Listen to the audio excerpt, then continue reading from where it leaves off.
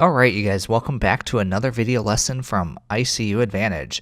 If this is your first time here to the channel, welcome. If not, welcome back. And for those of you who don't know me, my name is Eddie Watson.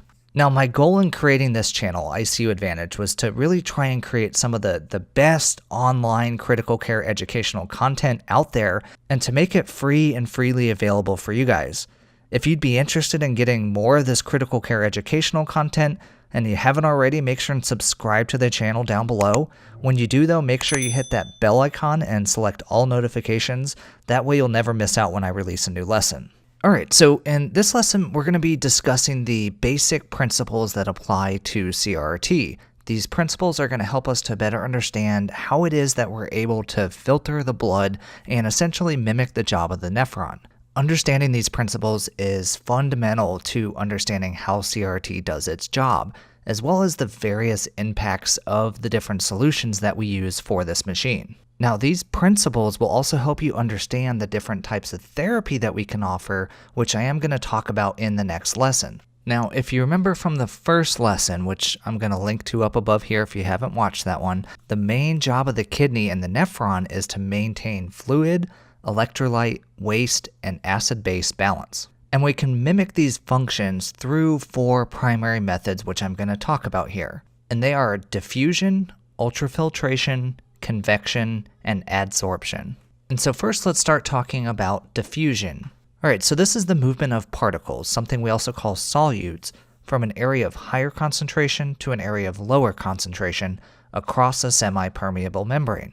And so this is an example of a semi-permeable membrane that we're dealing with when we have CRRT. So over here on the left side, this is where we have our patient's blood. And if you remember from the last lesson where we talked about the basic setup of the CRRT circuit, that the blood is going to flow through the filter from bottom to top. And on the right side, this is where we're going to have our dialysate. And if you remember, we have this flowing top to bottom. Now remember that the blood is flowing in those hollow fiber semi-permeable membrane tubes, but essentially the material that makes up that tube is actually a semi-permeable membrane, which is what we have here. And it's this semi-permeable membrane that's going to allow for selective diffusion. And then really it's the concentration of solutes that are in the dialysate that is what drives the concentration gradient. So as you can see from the picture here, we have less solute in the dialysate and more in the patient's blood. So because of that change, that difference in the concentration gradient, those solutes are going to diffuse across that semi-permeable membrane to reach a state of equilibrium.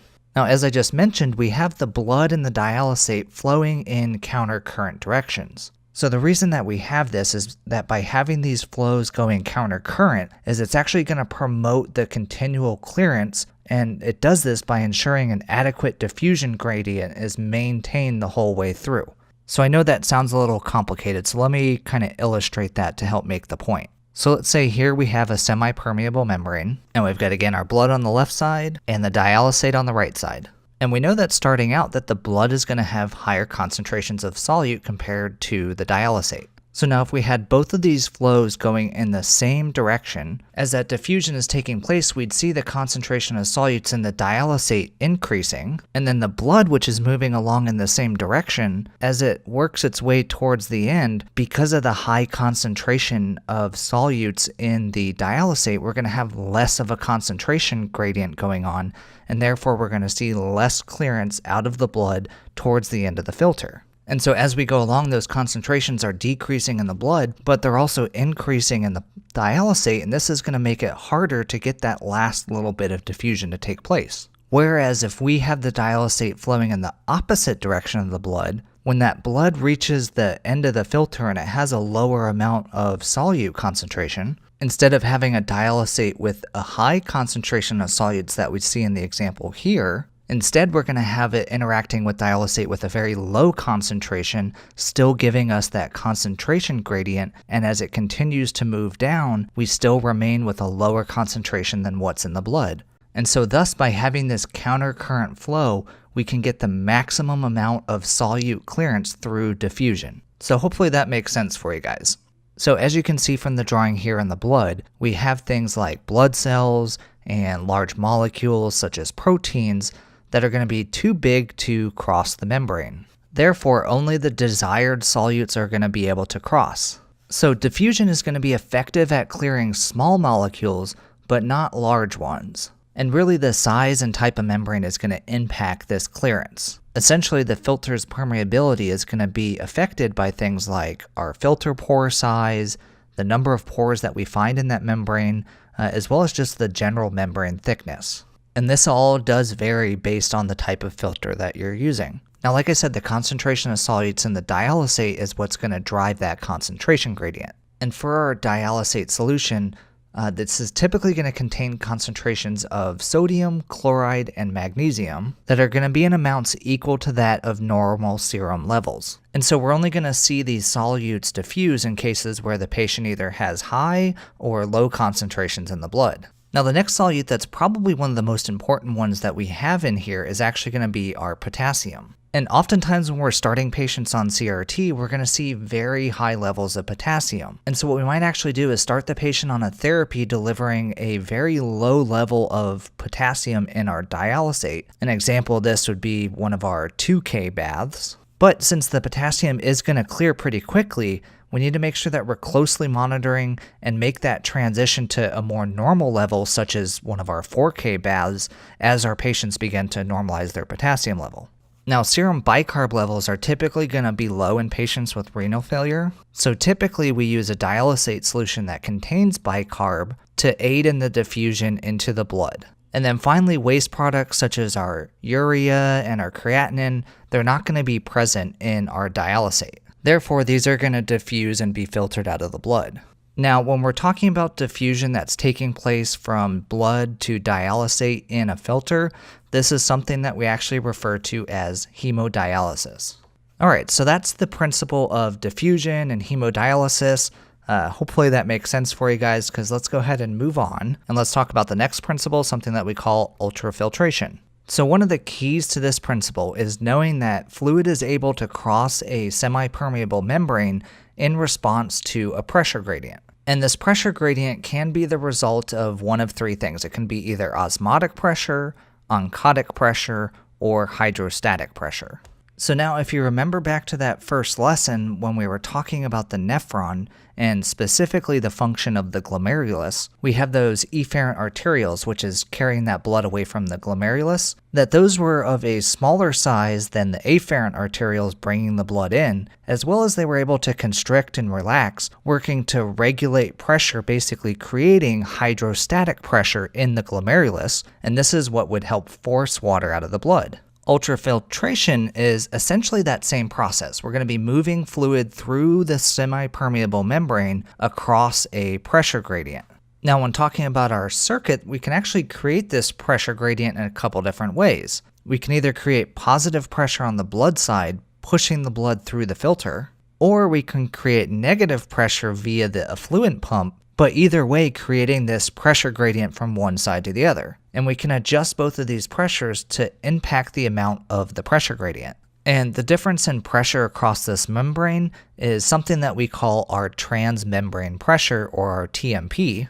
And it's ultimately this TMP that determines the ultrafiltrate production. By adjusting this pressure gradient, either increasing the positive pressure on one side or the negative pressure on the other side, or a combination of the both, we can control the amount of fluid that's removed from the blood and ultimately from the patient. Now, when we have this process of ultrafiltration again within our circuit and a filter, this is something that we call hemofiltration. So the big takeaway here with ultrafiltration and hemofiltration is that it's removing fluid from the blood and ultimately the patient. All right, so let's go ahead and move on. And now let's talk about the principle of convection. And convection is actually tied to hemofiltration, as it is a principle of such. So here with convection, we have a one-way movement of solutes through a semi-permeable membrane with the flow of water. So again, as you can remember with ultrafiltration, we have our water that's moving across our semi-permeable membrane. But if we have enough flow of this water, we're also going to see some of these solutes that move across the membrane with it. And this is something that we refer to as solute drag, as the solutes are being dragged across that membrane with the flow of fluid. Now, when we start talking convection here, this is actually going to be effective at clearing small, medium, and large size molecules that are able to fit through that semi-permeable membrane pore. Now, the greater and faster the flow that we have, the more clearance that we can achieve. And ultimately, the molecule size as well as the membrane type are going to impact the flow of these solutes. Now, because it often requires a large removal of fluid to achieve these flows, this means we're also going to be removing a large volume of fluid from the patient. So then we have to replace this volume back to the patient via the replacement solution. And typically the solution that we're going to use for this replacement solution is going to have the same level of electrolytes and bicarb that we normally find in normal physiology. And if you remember from the last lesson where we were talking about that circuit, we actually have two different spots that we can give this replacement solution to the patient. We can either give it before the filter or after the filter as the blood is returning to the patient. And interestingly, one of the things when I first started doing CRT that really kind of tripped me up was that how adding solution after the filter would have any kind of impact on our solute clearance, as it was just basically going straight to the patient. And I'm going to explain that more here in just a minute, but eventually it was explained properly to me that by adding this fluid, it allowed us to pull more fluid via the hemofiltration, and this resulted in seeing additional convection and ultimately more solute clearance. But at first it seemed quite backwards that by giving them this solution as it was going to the patient, how was this impacting any sort of clearance of solutes? Now, speaking of this replacement solution, we need to talk about something that we refer to as pre-dilution versus post-dilution. So like I said, we can return replacement fluids to the patient's blood either before the filter or after the filter. Before the filter is what we call pre-dilution, and after the filter is what would be our post-dilution. And there are advantages and disadvantages to doing both. Now, if we give this solution pre-dilution via our pre-blood pump or our PBP, that this is going to dilute the blood going into the filter and leads to less solute clearance. But by having dilute blood in the filter, that this is going to help reduce the clotting of the filter and really preserve the life of the circuit. Now on the flip side, if we give this replacement solution post-dilution via our post-filter replacement, then this is going to lead to more concentrated blood in the filter and ultimately it clotting sooner. But having more concentrated blood leads to better solute clearance. So typically when we're starting out, what we actually do is a mix of both. And oftentimes I find that we're going to run, at least starting out, equal amounts of pre and post dilution.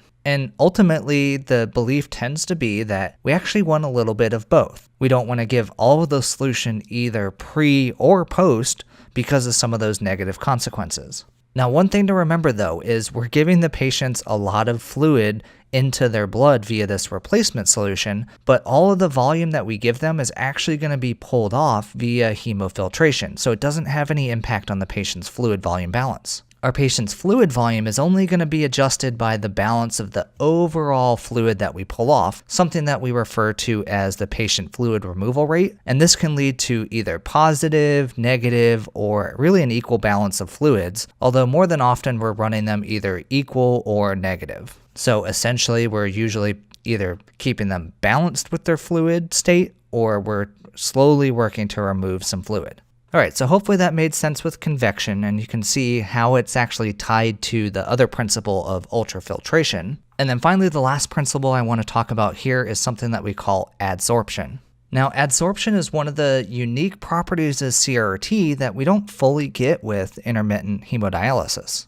Essentially what this is it's the adherence of solutes and other biological matter to the surface of the membrane. So you can imagine that as time goes on, we begin to see things basically adhering or really sticking to our semi-permeable membrane here. And as time goes on, we see this begin to build up. And as we see higher and higher levels of this adsorption taking place, that this can actually lead to something that we call the filter is clogging. Basically, this means it becomes less effective. Now, the membrane type is going to affect these adsorptive properties and really the efficiency of a particular filter to adsorb this material. One really good example of this is something like the CytoSorb filter that's specifically designed to adsorb higher levels of cytokine to aid in patients with cytokine storm. So essentially, some filters are going to have more adsorptive properties than other filters. And this adsorption may have a small effect on the clearance of some solutes from the patient's blood. All right, so those are the 4 principles of CRRT. It's these 4 foundational principles that really guide the different modes of therapy that we run for our patients and really help to mimic the functioning of the nephron and the kidney to ultimately work to filter waste from our patients, control the fluid volume balance, the electrolyte and acid-base imbalance in our patients. Now, there are some things that we do in addition to just these principles that kind of work to ensure that we're achieving the proper levels of electrolytes and acid-base balance, but the core of what CRRT is doing is based on these 4 principles here. In the next lesson, I'm going to be talking about the different modes and therapies that we can offer for CRRT, and you have to have an understanding of these principles to understand how these modes are different from one another. So with that said, that's going to end this lesson here today. Really hope that you guys enjoyed this lesson. If you did, please leave the video a like. It really goes a long way to help support this channel. As well as go down in the comments, let me know what you thought of the video. I love reading you guys' comments, and I try to respond to every single one that you guys leave for me. If you haven't already, make sure and subscribe to the channel down below, as well as a special shout out to our awesome YouTube members and Patreon members out there. The support that you guys provide really goes a long way in helping to support this channel and what I do here with it. And so for that, I'm so appreciative, and thank you guys so much. If you'd be interested in showing additional support for this channel, you can either join the YouTube membership down below or head on over to the Patreon page and check out some of the additional perks that you get in doing so. Make sure you guys stay tuned for the next lesson. Otherwise, in the meantime, check out a couple awesome videos that I'm going to link to right here for you guys. As always, thank you guys so much for watching, and you have a great day.